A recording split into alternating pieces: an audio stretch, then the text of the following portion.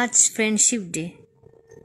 সবাই ফেসবুকে ফটো দিচ্ছে দেখে আমারও মনে হলো যে আমিও কিছু ফটো ফেসবুকে আপলোড করি। তো এই ভেবে পুরনো অ্যালবাম ঘেটে অনেক ফটো পেলাম। পুরনো অনেক বন্ধু, ছোটোবেলার বন্ধু, স্কুলের বন্ধু, ছোট্টবেলার সেই পুরনো বন্ধু, অনেক ফটোই পেয়েছি। যাই হোক, কিন্তু সত্যি কি বন্ধুত্বের জন্য আলাদা কোনো দিনের প্রয়োজন আছে?